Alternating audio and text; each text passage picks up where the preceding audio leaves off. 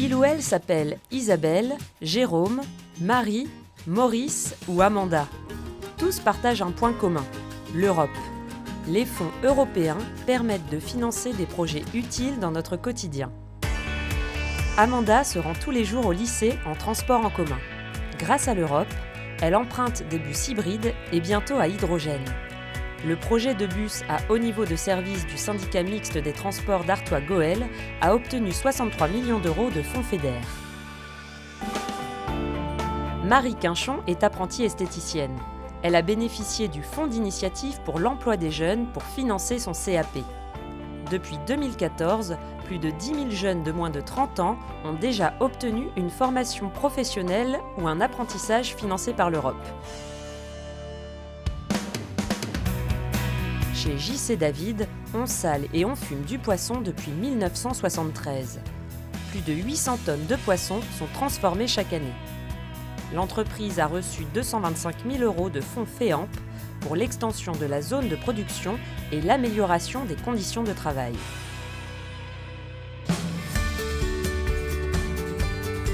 Isabelle de l'Église-le-Duc est agricultrice et productrice de fromage. Pour créer son atelier, la jeune femme a bénéficié du Fonds européen agricole pour le développement rural. L'aide européenne lui a permis de moderniser son exploitation et acquérir un bel outil de travail. Maurice est résident dans un EHPAD. Il teste un nouveau dispositif numérique d'assistance pour les personnes âgées. Chez nos voisins européens, il existe des dizaines d'innovations comme celle-là. Pour permettre aux entreprises des Hauts-de-France de prendre part au développement de la Silver Economy, le Clubster Santé, réseau régional des entreprises de santé, a impulsé le projet européen Interreg Cease to Grow. Avec 7 partenaires anglais, belges et néerlandais, il travaille à l'amélioration des conditions de vie de nos aînés. Ce projet a reçu 1,9 million d'euros de fonds FEDER via le programme de coopération transfrontalière Interreg des Deux-Mers. Dans son quartier en pleine rénovation de Fifcaille, Jérôme participe à un atelier culinaire avec ses voisins.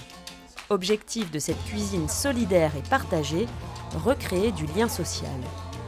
Le projet Test in Fives, parce qu'il est innovant et participatif, a reçu 5 millions d'euros dans le cadre de l'initiative européenne des actions innovatrices urbaines.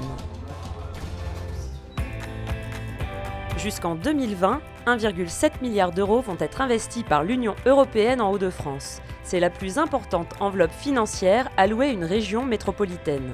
1,4 milliard d'euros sont mobilisables en plus pour des projets de coopération. Vous avez un projet et vous pensez que l'Europe peut vous aider ? Rendez-vous sur le site L'Europe s'engage en Hauts-de-France.